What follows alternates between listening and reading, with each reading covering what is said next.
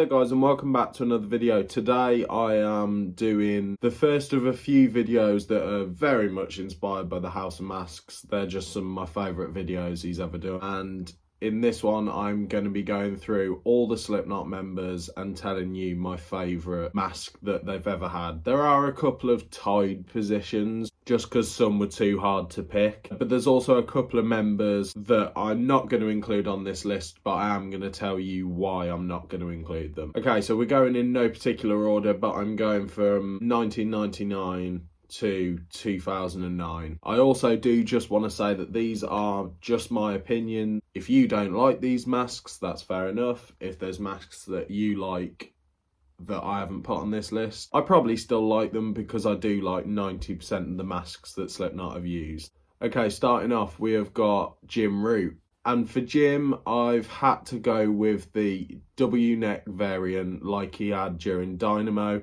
but very specifically when his hair dye was going on the mask and it was turning into a grungy, purple, weathered look.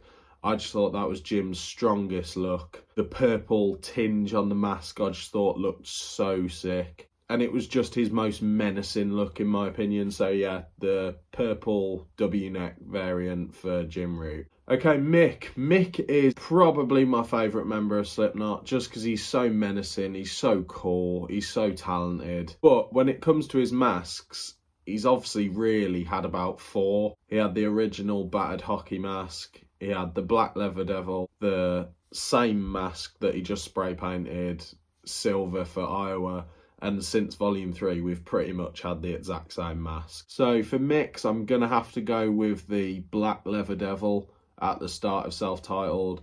I just thought that was his strongest look. It had almost like a Leatherface look because Mick was a lot bigger back then. I just thought that was his coolest look. Okay, Sid. Now I'm going for one that he hasn't really used in Slipknot. He used at an event. I'm going to go for the carbon fibre BCD that he wore to the Grammys recently.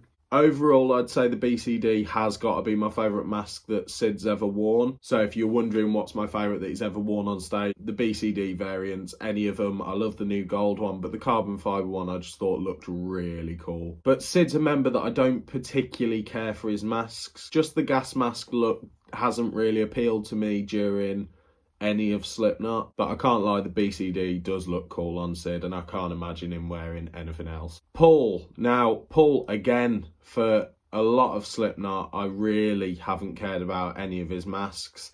The Iowa ones were okay. The Self-Titled Pig, I know a lot of people like it. I'm not one of those people. And the Volume 3 one just really didn't do anything for me. So I'm going to go for his All Hope Is Gone mask. Last mask that he ever had, RIP. But for Paul, that's an easy choice for me because the All Hope Is Gone mask is the only one that I truly look at and think that is sick.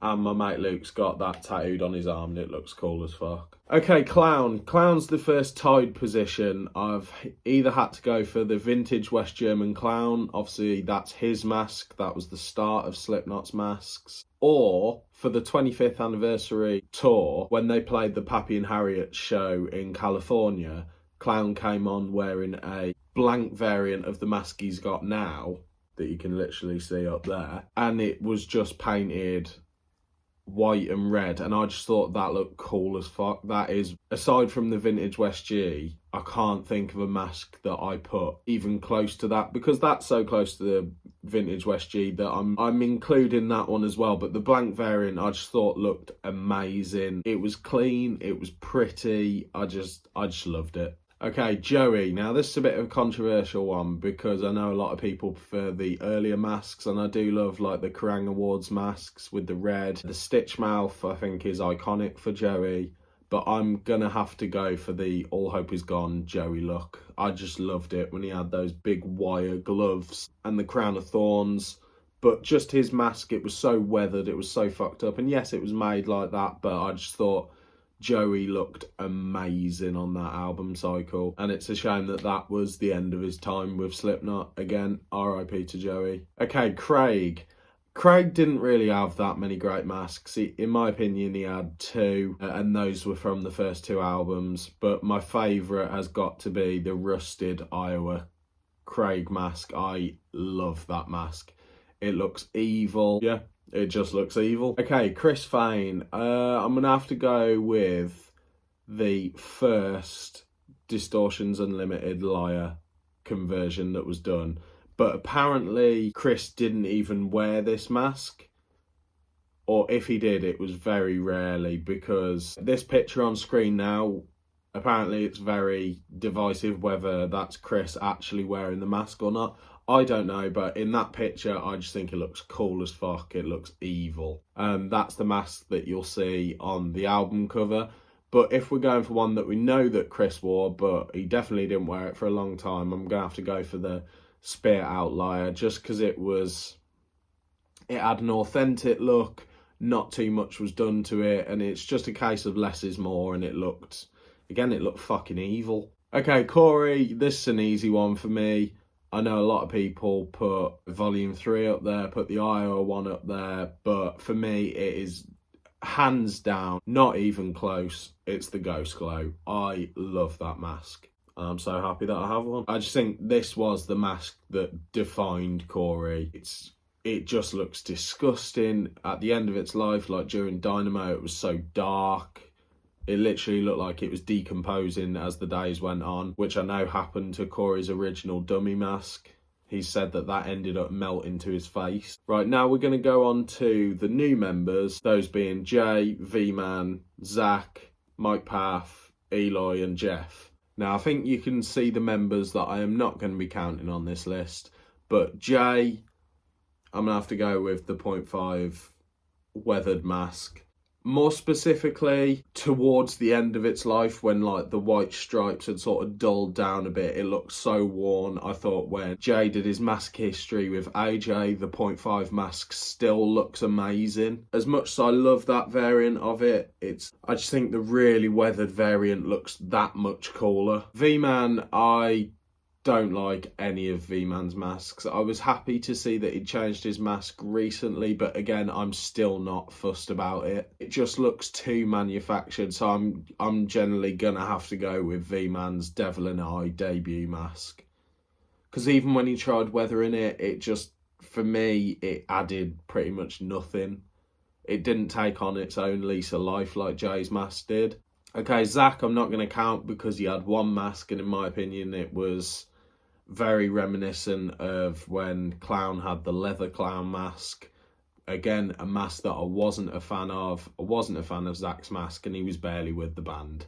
Okay, Mike Path. Now, this is a mask that I am so annoyed of what he's done with it. He is probably my least favourite member of Slipknot. I just personally find him super annoying. And yes, I know he's supposed to be silly, but he just comes across as annoying.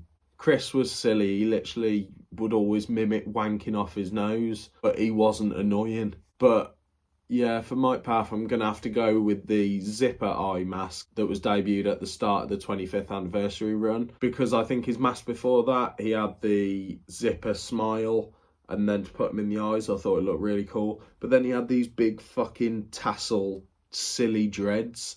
And I just think Corey's debuting a dreaded mask. Corey, you are always going to associate as the guy in Slipknot with dreads. So I just thought it was ridiculous. And again, annoying. Okay, Eloy, I'm going to have to go with the debut version, but without the zipper, but with the blood on the bullet hole. Because when this mask came out, I was like, that is ugly. And I still think it's an ugly mask. The reason that I don't put the more weathered version on is because I just think it looks fake. Like, they've literally airbrushed, like, facial movement on the mask. And I'm just like, that isn't what Slipknot is. The weathering doesn't look natural. And that's why, for me, I'm not a massive fan of Mick's mask when he had the Grey Chapter rust cracks on it, because it just looks fake. Okay, Jeff. Now, I'm not going to include Jeff on the list, but I'm going to say however his mask looked in Manchester in the UK, because that's when we saw him. I went to see Slipknot really not being a fan of Jeff's look on stage. He looked terrifying. Like, when he had his hood up, he looked terrifying. I still think the mask is really fucking goofy, but he looked amazing. So yeah, those are my thoughts on my favourite Slipknot masks. I am going to make a video going through my least favourite Slipknot mask fairly soon. Don't know when that'll come out, but make sure you like, subscribe, comment down below what you thought of the video, and also let me know what your favourite Slipknot masks are. What do you think of my list? Let me know. I'll see you in a bit.